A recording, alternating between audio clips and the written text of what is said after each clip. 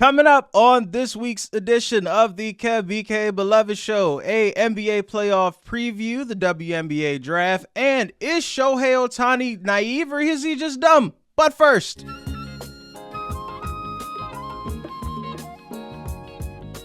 all right, so for y'all that were not here, like, follow, subscribe, rate, review, tell a friend to tell a friend, blah, blah, blah, blah, blah, blah, blah. Okay, cool. For y'all that were not here for the NFL playoffs, the way I do my previews is a tier system.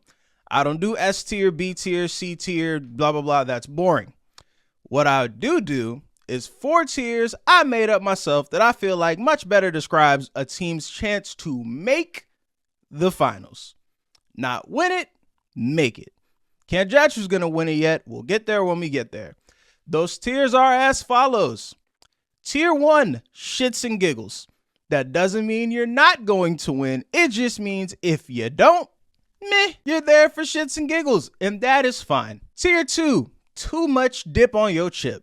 I feel like that one's self-explanatory. Your expectations are a little bit too high considering what your team actually is. Tier 3, we're going to need Jesus, which means you need some type of divine miracle and a lot of things to break your way in order for you to make these finals. And then our top tier, tier 4, you gonna need Jesus, which is the overwhelming favorites to make the finals.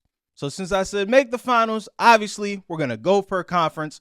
As I'm recording this, the playing games are literally happening on the other side of this camera. So the playing teams we will cover towards the back end of these because it's going to age like milk immediately when this podcast comes out. So let's start with the Western Conference, and we're going to start with the first tier, shits and giggles. This is a 1-team tier. Our 1 seed, the Oklahoma City Thunder. Now, a 1 seed being in the playoffs for shits and giggles doesn't usually work that way, but the Oklahoma City Thunder are a unique case. They are a team that will suffer from something I refer to as young nigga syndrome. One day when I'm on TV and I have to be a little more clear on, I can't really say nigga on a public process, I will find a better term for it, but right now I don't got it. What that means is when you are a young team and you have not made a deep playoff run yet, or any playoff run yet, because this team hasn't won a playoff series or made it to the playoffs yet, it is damn near impossible for you to do it. Think about every team to ever win the NBA Finals or even make it. They are teams that have failed in the playoffs before. There are lessons to be learned in failure, and in the NBA specifically, it is impossible to make it without it. That's what I mean when I say young nigga syndrome. They're a young team. If they were to make the finals, they'd be the anomaly. But the good part is they're ahead of schedule. They don't have to make the finals yet. SGA is younger than me, and he is going to be first team All-NBA, second in MVP voting, more than likely, but I'm assuming. We're going to do All-NBA voting at the end too, by the way. Chet Holmgren would be Rookie of the Year if a 7'5" alien didn't play in San Antonio. And Jalen Williams looks like the second coming of Kawhi Leonard. Everything is pointing up. But when you start going against more experienced teams, it just doesn't, like, it just doesn't curl over the way you want it to, no matter how talented you are. For example, there's a very realistic scenario that their first round matchup is going to be against the LeBron James Lakers or the Steph Curry Warriors. Neither one of those teams are as good as OKC, but you know what they are? Experience. And that is what matters in these times. Next tier, the too much dip on your chip tier. We got 2 teams in this one. First one is the 3 seed Minnesota Timberwolves. Now, they also suffer from young nigga syndrome, but because of the Rudy Gobert trade, they have to move ahead of schedule. They're not here for shits and giggles because they went a little too all in. So if they don't make at least the conference finals, they will be making big changes in the offseason, i.e. Karl Anthony Towns will probably be on another team. Speaking of Karl Anthony Towns, I've heard a lot about him coming back for the playoffs and being a second scoring option behind Anthony Edwards will work to the Timberwolves' advantage. In theory, you are correct. In practice, does nobody remember watching Karl Anthony Towns in the playoffs pretty much every year of his career? Fouling out of games at the worst possible times. The worst possible time fouls in general. going out there and scoring 9 points. Poor defensive effort in a conference where Jokic exists. And in the event that he does foul out, let's say it's late in the game, they need to create a shot. They now have one shot creator in Anthony Edwards, who, as great as we all think he is, how much is he realistically going to be able to do by himself for an extended period of time for a playoff series? Not much. This team is great on the defensive end, though. Rudy Gobert, man in the middle, and their perimeter defenders like Naz Reid have really been holding it down. And when Anthony Edwards is locked in, he's one of the best defensive wings in the league. If there's ever a time for him to be locked in, it's right now. So if there's a time for them to win their first playoff series, it's now.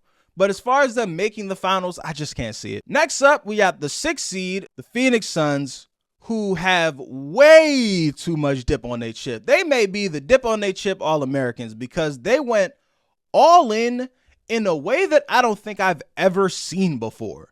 Not only just trading for KD last year, trading for Bradley Beal this offseason, just paid Grayson Allen. So for the most part, for the next 4 years, that's their 4 main core people. The owner of the Suns allegedly is using his alleged, because rich people like to sue people. That alleged mortgage fraud money is being put to use on this roster at least. So Phoenix fans, while you're paying too much for your house, at least you can be happy about that. Although this is one of the best Kevin Durant seasons we've had probably statistically since he was on the Oklahoma City Thunder, but since I'll say the 2017 Warriors from an eye test standpoint. At 35 years old, how long are we going to expect this to continue? Because they're having him play center most of these games, again, in a conference where Nikola Jokic exists. Now, when Kevin Durant, Bradley Beal, and Devin Booker all play together, they are 26-15, which is meh by NBA standards. The problem with that is, in terms of experience playing together, which is essential when you get to the playoffs, they've only played 41 games together. So for all intents and purposes, their offense is going to be your turn, my turn, your turn, my turn, which, as a Celtics fan, let me tell you, doesn't turn out too well in crunch time moments. Next up, we got the we're gonna need Jesus tier. First on this list is the Los Angeles Clippers, and I can keep this one pretty brief. You are asking me to believe in a lot of wild shit here. The health of Kawhi Leonard and Paul George, James Harden and Russell Westbrook to be consistent throughout the playoffs, if not flame out entirely, and post LeBron James Ty Lue to not mess the game up game plan wise. You're asking way too much of me. It's easier to just believe in Jesus, to be honest. Throw me a Bible. That might be a better adjustment for me. And the 5 seed, the Dallas Mavericks, this is a little less wild to believe in because the argument for the Mavericks is they're going to have the best player in the series for every series but one. 2, if another team we'll get to in the Eastern Conference ends up making it to the finals, even though that's also going to take a miracle from Jesus. Let me not get too ahead of myself here. Luka Doncic in the playoffs, I have the numbers in front of me here, is 32.5 points a game, 9.3 rebounds a game, 7.8 assists a game, and 28 games in his career. His points per game are second all-time behind Michael Jeffrey Jordan. To say he is an all-time playoff performer at this point in his career already is like a no duh, yeah, clearly we have eyes type thing, right? He's been the only scoring option on pretty much all those teams outside of the Jalen Brunson, please help us, Luka Doncic is hurt year. And with the addition of Kyrie Irving, everyone expected that to be different. But I got a nice little number for you that made me laugh out loud when I was researching for this podcast. His usage rate last year was 37.6%. His usage rate this year, 36%, and leads the league. His usage rate for his entire career is 35.7%. So although Kyrie came in, Luka didn't adjust shit. Ain't adjust the damn thing. And he just won a scoring title. So everyone's saying he has to go nuclear for them to win and make a run to the finals. What does nuclear look like if he already averages 32 a game? Are we talking 38-40? And then where does Kyrie come into this? Sidebar, Kyrie Irving, sir, I owe you an apology. I said on the opening kickoff podcast, shout out my man Dave Steinwano, I said I will not talk about Kyrie Irving until it is Black History Month has come and gone, and he has not said anything wild, done anything wild, and is still playing basketball. Because with him, you never know. You just don't know. He could join the Nation of Islam in the middle of the series and we'd all just be like, all right, yeah, checks out. Not a word. Not one headline. Not nothing. He's just getting buckets. Not even a complaint about not getting the ball enough. Not some weird body language. Not throwing his hands up in the air late in the game when Luka's not giving him the ball. It's honestly incredible. This is best case scenario for them to have Kyrie Irving on their team for the way this has turned out. No matter how much of a Mavericks fan you are, no matter how much of a Kyrie Irving fan you are, there's no way you thought this was going to be the outcome. As the second option, he's averaging 25 a game. As a comparison, those are essentially his numbers when he was next to LeBron as the number 2 guy. Except he's about 6-7 years older now. And the sneaky part about this Dallas Mavericks team is they're a lot better defensively than you would think they are. So the thought of them making it to the finals is not unreasonable, but you still need a couple things to break your way in a way that you can't necessarily just assume is going to happen, which is why they're in the we're gonna need Jesus tier. All right, the you're gonna need Jesus tier, the overwhelming favorites, surprise to absolutely nobody. I don't care that they're the 2 seed. The Denver Nuggets, the returning champions from last year. They have the best player in basketball with Nikola Jokic, who more than likely will win MVP again this year. And the other of the top 3 teams in this conference have never won a playoff series before. My main question with them, though, is how healthy is Jamal Murray? He missed 7 games around that late March, early April range with a sprained right knee. We've known Jamal Murray to have knee injuries essentially his whole career. Without Jamal Murray, they are 13-10. They're barely above 500. As a comparison, the 10 seed of the Western Conference, the Warriors, are 46-36. So they are worse than a play-in team without Jamal Murray. With Jamal Murray, they're the best team in basketball, not named the Boston Celtics. We'll get to them when we get to the East. Granted, he did come back and he had his best game against the Spurs in a game that they weirdly lost that I still don't know how it happened. He had 35 in a game where the Spurs didn't play any of their guards. But unless somebody goes nuclear, they're going to have the best player in every single series they play. So that can't be discounted. And the experience of winning a championship last year, pretty handily, by the way. I think we forgot just how much they kind of walked to the finals last year. They are indeed the overwhelming favorites in the Western Conference. We're going to touch on the playing teams really quickly. 7 seed New Orleans. The Zion apologists have come out in full force now that he's been playing really well, and I've never seen a group of people miss the point so severely.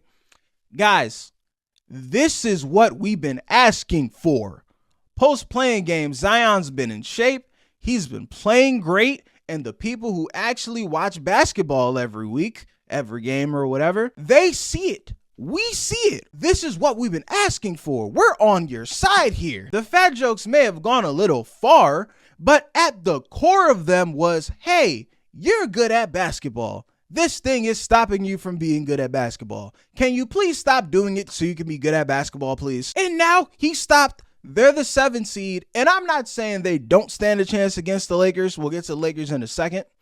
But if they were to pull this off, a victory lap is well-deserved. But please, don't come at us like we hate Zion. We don't. We want better for Zion. We want the best for Zion. All right, the 8 seed Lakers have been the toughest team for me to figure out throughout this entire year, right?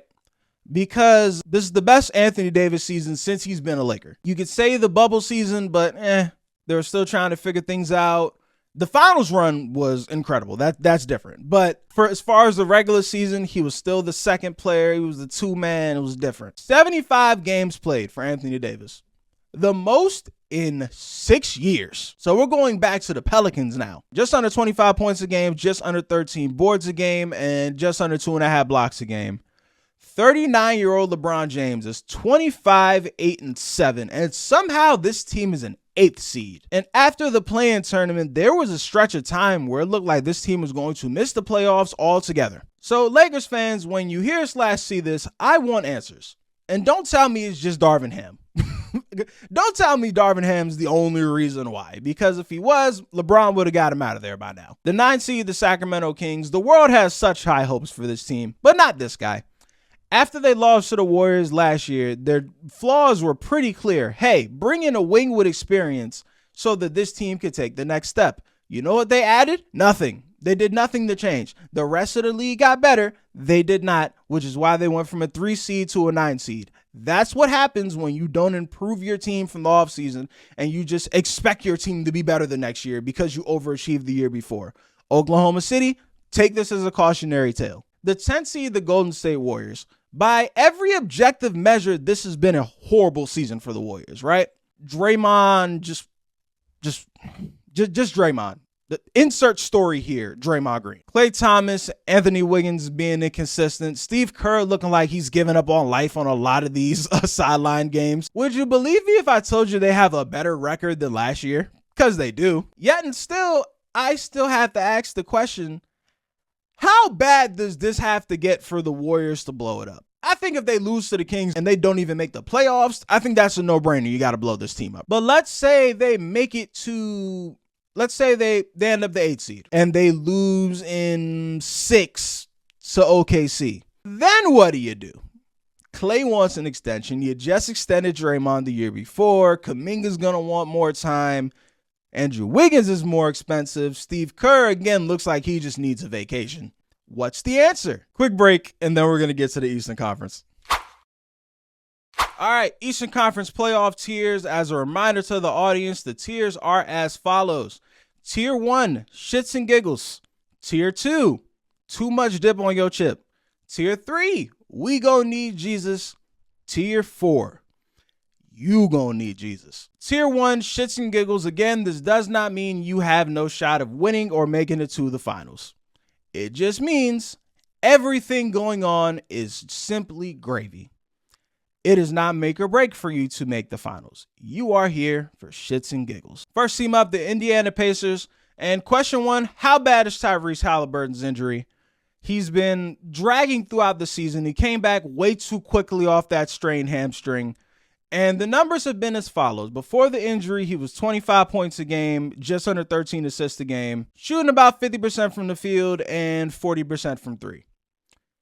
After the injury, 17 points a game, 9 assists a game, 45% from the field, and 32% from 3. So by every objective measure, he has been just significantly worse since coming back from the hamstring injury, which he did so he can make the 65-game mark to be All-NBA. He's on my All-NBA ballot, but the irony is he might end up missing it because he played so bad after the injury. I'm pro the 65 game for All-NBA. God damn it, play 65 games out of 82. Come on now. But if there was ever an argument against it, it's this. When they added Pascal Siakam, everyone expected this team to take the leap forward. All right. They finally have their running mate for Halliburton. They have their wing. He's been to the finals before. They have the experience. Oh my God, look at this team. They are 23-18 with Pascal Siakam. Ladies and gentlemen, would you like to know their record without him? 24-17. So for all intents and purposes, they are the same team with or without him. I really wish this team was at full strength though, because they hate the Bucks. Absolutely hate them. And they got him the first round. That series should be so fun. Maybe this time they have off is what Halliburton needs to restore back to the pre-playing game Halliburton that we've seen. But oh my God, this series should be awesome. And it might not be. 5 seed, the Orlando Magic, and bravo. Just, you've already won. This season is already a W for you. Making the playoffs is your win. Not as a playing team. The playoffs, not getting swept in the first round, is going to be your win. Having at least one of these games not be on NBA TV so the world can see how awesome Paolo is your win. Congratulations, Magic. You are on the way up. Accept your victory while you have it. But essentially, you're in the playoffs for shits and giggles, and for y'all, that is fine. Last team on the shits and giggles tier for the Eastern Conference is the Cleveland Cavaliers. It's too much going on off the court for this team. Donovan Mitchell and Darius Garland have proven they just can't consistently play together. I don't know how much more evidence they need. Donovan Mitchell wants to leave, although he might not have an actual destination as to where he can go if he wants to leave Cleveland, but sure. They came into this season with the same problem they had last year, and if you watch the Western Conference version of this, you know how much I hate that, because I talked about it with the Kings. They have two bigs on the floor that cannot shoot, playing at the same time with Jared Allen and Evan Mobley. When you have two non-shooters on the floor that don't make up for it that much on the defensive end, you're not going to be able to win series consistently. So in essence, you are in the playoffs for shits and giggles. Next, we got the too much dip on your chip tier. This is a one-team tier. Milwaukee Bucks, come on down. They added Damian Lillard and got 10 games worse from the year before. They had 58 wins last year. They had 49 this year. Please let that sink in. If anybody ever tells you that defense does not matter in this era, please use this version of the Milwaukee Bucks to prove your point. Since last year's playoff loss to the Miami Heat, they have fired 2 head coaches undeservingly. And since the basketball gods believe in karma, their arguably best player in basketball is now going to be hurt again in their first round playoff series. And I really wish the Pacers were at full strength because I'd be calling this upset. I really would, but I can't do it in good conscience. Also, as a Doc Rivers defender, this season's been rough. It's been a rough season for me on Team Doc Rivers. For this team to make a run to the finals, this turnaround might be beyond the strength of the Lord, Jesus, and all 12 disciples, because they have so many problems that we've been waiting on them to fix. And now the playoffs are here and they haven't fixed them yet. Just go ahead, buy candy, flowers, chocolate, some cruises, some bags, because y'all are going to be home for Mother's Day. Best believe. Next up, the We Gon' Need Jesus tier. This is a one-team tier, the New York Knicks. You can argue this is the prime example of a too much dip on your chip team. And I might agree, because Knicks fans as a species are too much dip on your chip people. But goddamn, it is justified this year. If Julius Randle was healthy, as a Celtics fan, I'd legitimately be scared of this team. Tough as all hell. All the defensive wings in the world to throw at you with OG Anunoby, White Dante, Josh Hart. They play their ass off. Their superstar point guard, Jalen Brunson, is going to end up being on an all-NBA team. They have a big in Mitchell Robinson, who now that he's fully healthy can lock shit down in the paint. The problem with this team is, outside of Jalen Brunson, who can create their own shot? I'll save you some time. The answer is nobody. So unless you expect him to average 50 points a game for the entire playoff run, which would be a miracle from above because no one else has done it, this team's ceiling is a conference finals loss to the Celtics, which leads us perfectly into the You're Gonna Need Jesus tier, the overwhelming favorites in the East, the Boston Celtics. As I've stated before, I'm a Celtics fan. I'm going to take my bias out and talk about the Celtics objectively, even though if you've listened to me before, you know I'm harder on the Celtics than anybody else. By every objective metric, this is one of the greatest teams ever. They have a 14-game lead over the conference. List the teams who have had leads that big or slightly smaller. The 2013 Heat won a title. The 95 Bulls won a title. 2014-2015 Warriors won a title. The 08 and 09 Lakers won a title. Third all-time in net rating. The Celtics have won 60-plus games 14 times, and 6 of the last 13 have ended up in championships. They set league records with 17 25-point wins and 10 30-point wins. They have a star player who's going to be first team All-NBA, and their second best player is going to be second or third team. Depends on how you vote. They have a Coach of the Year candidate, a 7'2" unicorn, the best defensive backcourt in basketball, yet nobody genuinely believes that this team is the favorite to win it all.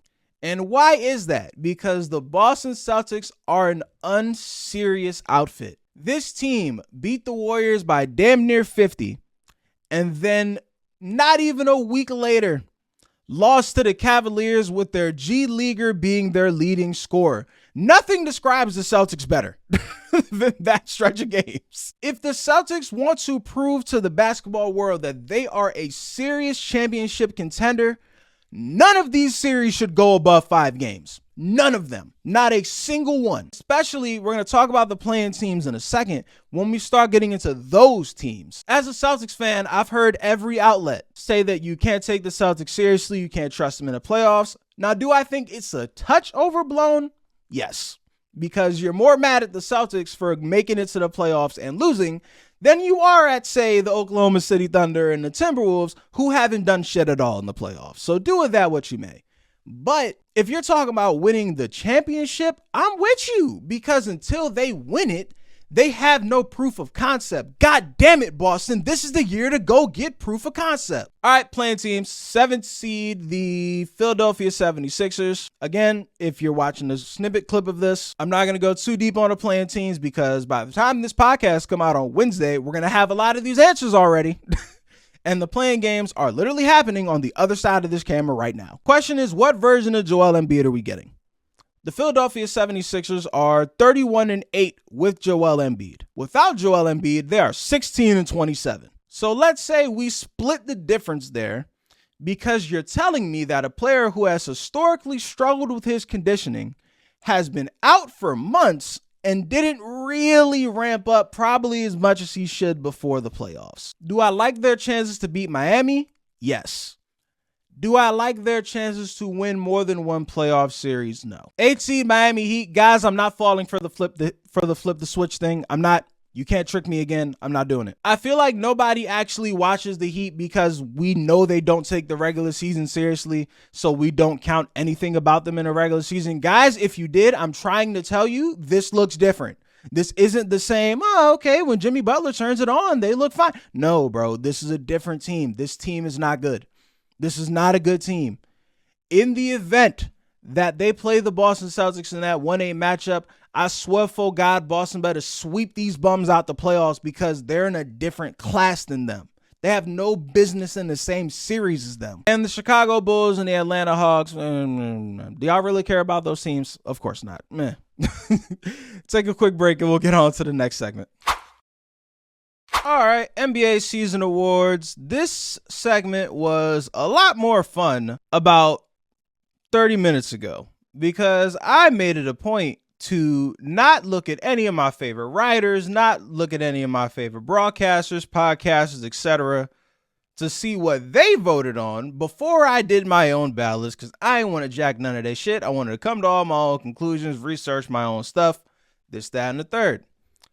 So I did that. But before I started, I said, okay, in case I missed anything, let me go back just to see. Come to find out, I have the same ballot as so many other people. So this just became so much less fun. But, you know, we're going to try to make this shake some way, somehow. Let's start with the All-NBA teams. First team All-NBA, Nikola Jokic, Luka Doncic, Shai Gilgeous-Alexander, Giannis Antetokounmpo, and Jason Tatum. So those last two were the debatable ones, with two players who will be on the second team All-NBA I won't spoil yet, only because Jason Tatum, points per game wise, this is not his best season, but he is more efficient and averages a career high in assists. And I wanted to check my own personal Celtics bias, and also as my favorite player, obviously. I put the poll out on Instagram to see who they voted for between Jason Tatum and Player X, who will be coming up on the second team. And Player X only won by a vote. And since I'm the one with the microphone, goddammit, I'm making the choice. So Tatum got the vote. And with Giannis,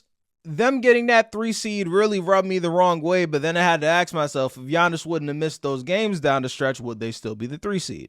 Probably not. So I had to give it to Giannis. SGA, Luka Doncic, and Jokic, I feel like those go without explaining. Those have been the 3 best players all season long. In some order, that's going to be pretty much everyone's MVP valid. We'll get to mine later in the segment, but first team All-NBA. The 2 players that could have replaced Giannis and Jason Tatum, remember All-NBA is positionless this year, even though I didn't really go positionless that much, were Anthony Edwards and Jalen Brunson, just because they were asked to do way more and carry so much more of a load. Teams surrounded by injuries, both the number 1 with a bullet, number 1 option on their teams, but when you put their numbers next to the 2 guys that ended up getting the first team All-NBA, they just don't stack up. Then the other 3 to round out second team All-NBA, Kevin Durant, Kawhi Leonard, and Anthony Davis.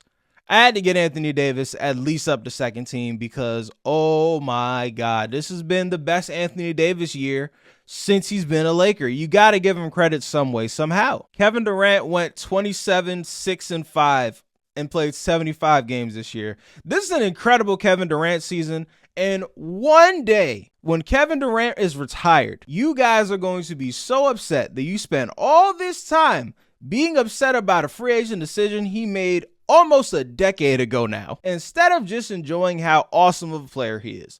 Granted, I'm biased. I'm from PG County, Maryland, so I'm never going to say a bad word about the man, but still. And then Kawhi Leonard, you give me 68 games of Kawhi Leonard looking like prime Kawhi Leonard, he's going to make an All-NBA team. Third team All-NBA, this is where I have to cheat with the positions a little bit. Jaylen Brown, LeBron James, Tyrese Halliburton, Steph Curry, and Paul George. So if I were to put a center there, gun to my head, must be done, it would have either been Sabonis or Rudy Gobert. And then I really had to look at it. Do any of those players deserve it more than Paul George? The answer is no. Do any of those players deserve it more than Tyrese Halliburton, who again, number one with a bullet option on his team? That team goes as he does. And towards the first half of the season, around play-in game, all-star game area, he looked like he was going to emerge as one of the 5 to 10 best players in basketball. LeBron James and Steph Curry, if they look like even somewhat resembling of themselves, they have to make all NBA teams. And they both look pretty damn good this year, even though they're both playing teams. And Jaylen Brown, Celtics bias, I'll fully admit it, but goddamn it, I feel like he's justified. If your team wins 60 plus goddamn games, you deserve 2 All-NBA players. Last takeaway from the All-NBA teams before I move off this subject. There's been a lot of talk these past couple years about how the foreign players are taking over the game. It's not just my ballot. It's a lot of other ones where the foreign players, the split is about 11-4, American versus the foreigners. I think we're blowing this out of proportion just a little bit. Even if Embiid would have played the whole season and he never got hurt, it would have been 10-5. Everyone can relax. All right, we're going to work our way up. Defensive player of the year. I'm giving it to Victor Wembanyama. I don't care. I don't care if it's too early. Rudy Gobert got 3 of them things. Anthony Davis would round out at the 3 spot. Victor Wembanyama, if you watch even 5 seconds of a Spurs game, you'll see how he just dramatically changes the defense of that team. You'll see how he changes the game plan of the other team. Even when you think you're safe from him blocking your shot, you're not. He has been the best defensive player I've seen all year long. I don't care what the numbers say. I don't care what the win shares say. Even the stocks look incredible. He is setting all-time records. Well, the season's over now. He has set all-time records already, and he's not even old enough to drink yet. Coach of the year. Now, this is where I must protest because I hate that Coach of the Year awards don't work like this. Why do we not give the best coach on the best team Coach of the Year? Why? Why do we make this more difficult than it has to be? The Celtics won 60-plus games. This is Joe Mazzulla's second year as a coach ever. He's Coach of the Year. This isn't hard. This ain't hard. Mark Daigneault and Jamal Mosley round out the top 3, but come on now. Give Joe Mazzulla his award. Sixth man of the year, I was torn between these 3, actually. So Naz Reid ended up getting my vote for the 1 spot. Malik Monk and Norm Powell ended up going 2 and 3. This could have gone either way, and it might go either way. I won't be surprised if any of these 3 guys win. But Naz Reid is the only one of these 3 that give you that plus on the defensive end as well, and that's what ended up being the tiebreaker for me between the 3. And with the amount of time that Karl-Anthony Towns missed, he ended up being a starter for a lot of the season. That might disqualify him on some ballots, but for me, that's a plus. Rookie of the year, Victor Wembanyama 3 different times. Cool. I'm kidding. Chet got the 2nd spot, and Brandon Miller got the 3rd spot. I know a lot of people don't watch the Hornets. Brandon Miller is fucking awesome. Brandon Miller's really good at the basketball thing. There's a world where the Hornets are in a situation similar to what the Timberwolves did, where they thought Karl-Anthony Towns was a star player until they drafted Anthony Edwards, and he's now their star player. In this situation, LaMelo Ball will be Karl-Anthony Towns, and Brandon Miller will be Anthony Edwards. Most improved player, Tyrese Maxey, mountain size gap, Kobe White, and then at the end, we got Dante DiVincenzo. So I'll be honest, I had to throw White Dante in there, just throw him some love, and I needed a 3rd player, but this is the Tyrese Maxey Award. James Harden left, and he just became their 2nd option immediately. Like, it didn't take 5 games to ramp up. Instantly, he became the 2nd option on that team. And when Joel Embiid was out, he was the 1st option on that team. Granted, the record didn't look as good as it should have. I think that had more to do with the fact that you can't replace Joel Embiid defensively as much as you can offensively, but Tyrese more than held his own for his position. All right, granddaddy of them all, drum roll please. The MVP for the 2023 to 2024 season is Nikola Jokic What? No one's surprised? You shouldn't be. The other four rounding out the top five: Luka Doncic, Shai Gilgeous-Alexander, Giannis Antetokounmpo. At the 5 spot, I put Jalen Brunson because I felt real bad not putting him on the first team All-NBA. You got to do something to commemorate his effort that he's done for that Knicks team, because if we're talking value, as much as I love Jason Tatum, you can't tell me Tatum's more valuable than Jalen Brunson, who's the only shot creator on the Knicks, is to the Knicks. So I had to give him that 5 spot. Quick break, and then we'll end with the rapid fire segment. So the following is probably going to be the most cynical segment I've ever done on this show. So I want to start with love. The WNBA draft was Monday night. To the surprise of absolutely nobody, Caitlin Clark was drafted number 1 overall to the Indiana Fever, pairing her up with Aaliyah Boston for a duo that'll be really fun. Season tickets are already sold out. Her jersey's already sold out. She just came off of SNL. Caitlin Clark moves the needle in a way that we have not seen for a WNBA player so far. And I feel the need to say that because for whatever reason, the video I made last week about Caitlin Clark, people think I hate her now, even though I said numerous times that I don't, because people don't listen. They see a thumbnail, they see a black face, and they just assume that video's conclusion is we hate the 22-year-old who plays good basketball. I don't know. That's between them and their God. But again, staying with the tone of positive, the ladies put that shit on at the WNBA draft, boy. Oh my God. They putting that NIL money to good use. I'm not the fashion dude. This ain't the Vogue segment of the podcast. You're going to have to go somewhere else for that. But I'm talking Angel Reese had the little studded hood dress thing. See, I don't even know the word for it. But they went out there looking great.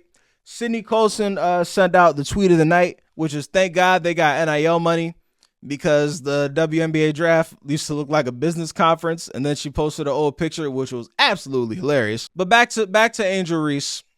And you guys are going to hear me complain about this a lot because I'm not letting this go. Angel Reese was on the board at pick number 6 for the Washington Mystics. You know, the Washington, D.C. Mystics of the DMV, D.C., Maryland, Virginia, Maryland, where Baltimore is, where Angel Reese is from, technically Randallstown, but still. And they passed on her. They passed on her, dog. Oh my God. Angel Reese was right there, and they passed on her. Now, this has nothing to do with Aaliyah Edwards, who is fantastic in her own right, and I'm sure is going to be great in the W. But, bro, she was right there. And now she's in Chicago with Camila Cardoso, and no one's going to get a single rebound the moment they leave Chicago O'Hare Airport. Good job, Mystic. Good job. Another Angel Reese point. Why do people keep fucking up her name? There's no way y'all are struggling this much to say Angel Reese. Angel's a word. Her mom didn't make this word up. Like, angel's a thing in like real life. Like, we know what angels are. You feel me? Like, it's not like she made this word up out of thin air. I heard someone call her Angelica Reese, fucking Angela Reese. Bro, it's Angel. There's no way. It's 5 letters. There's no way it's this hard. Angel Jackson out of Jackson State ended up getting drafted to the Las Vegas Aces. Aces also drafted Deasia Fair. And that kind of leads me to the more cynical part of this podcast. The depressing part of this for me is, as much as I would love to sit there and celebrate all of these wonderful players getting drafted, and it's a celebratory moment regardless, because you're a little girl playing basketball, you dream of playing in the WNBA one day. This is their dream coming true, but this is where Beloved the Downer has to come in.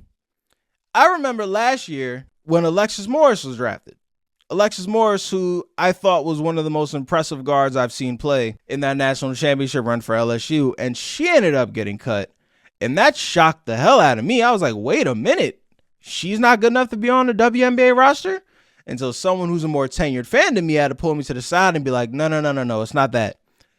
You got to understand, there's only 12 teams. There's only 12, 15 roster spots per team. There's only but so many spots. And a lot of these older players ain't going no goddamn where because they're still good. So a lot of these rookies are not going to be playing this season.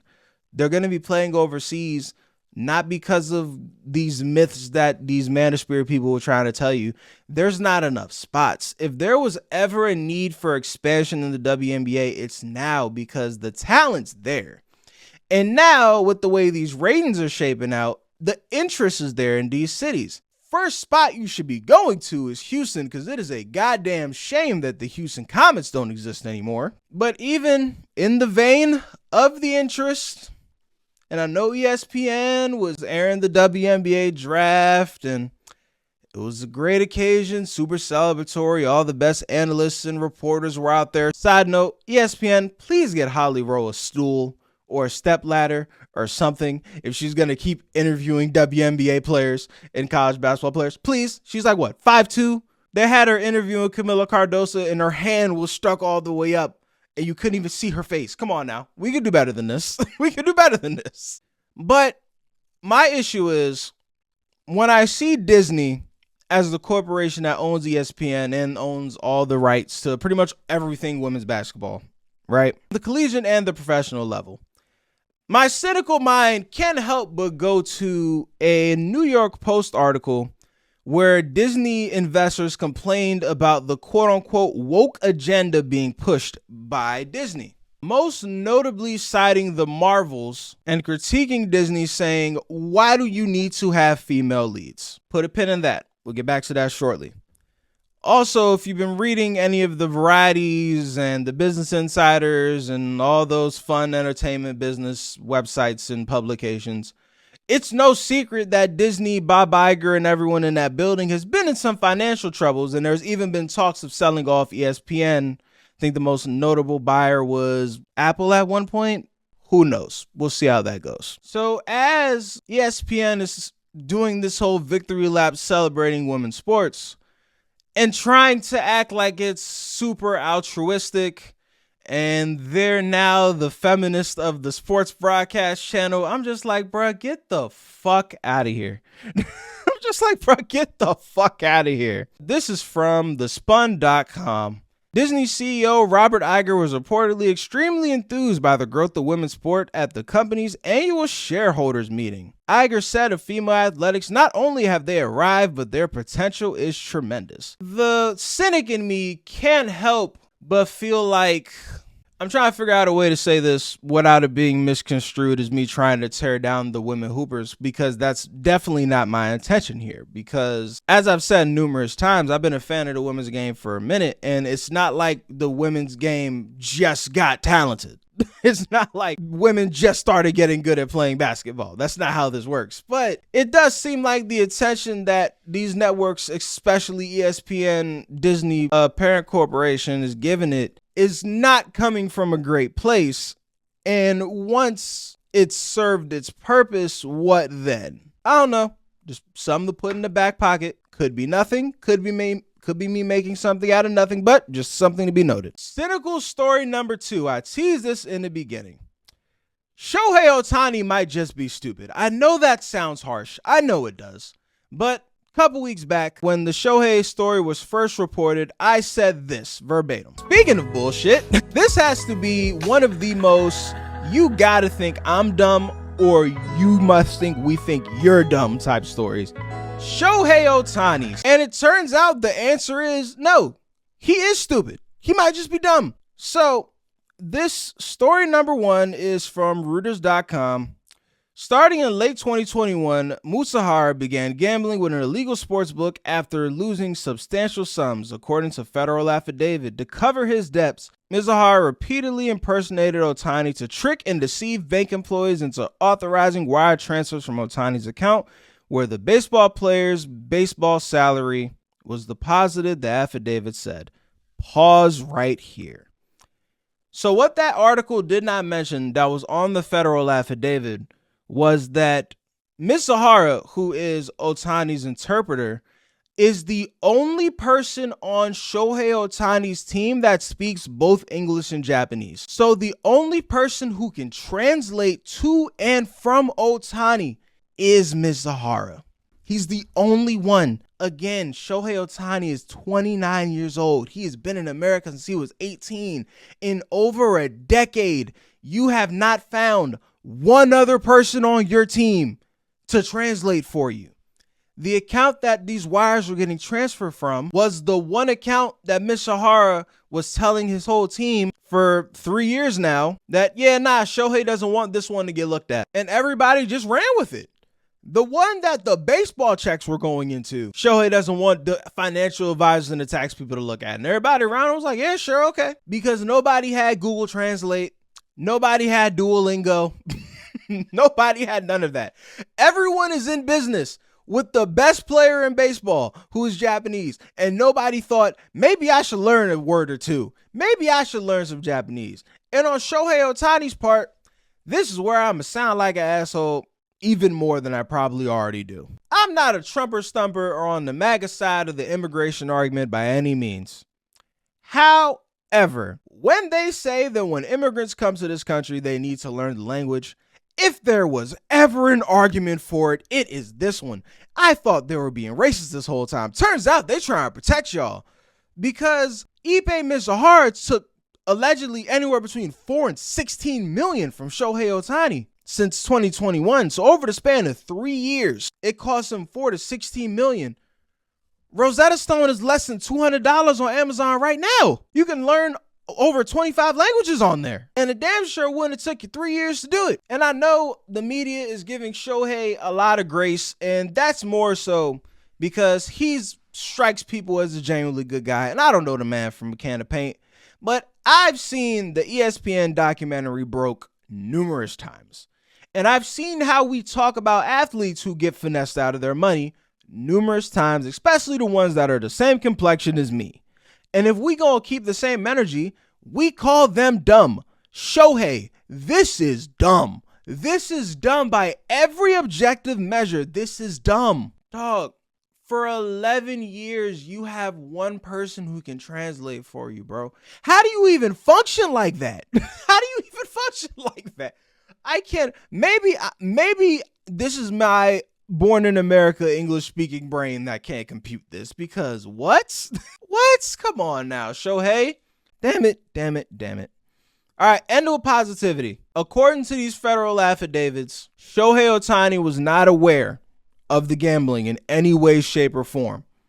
Shohei Ohtani did not bet on gambling. This is not a Pete Rose situation.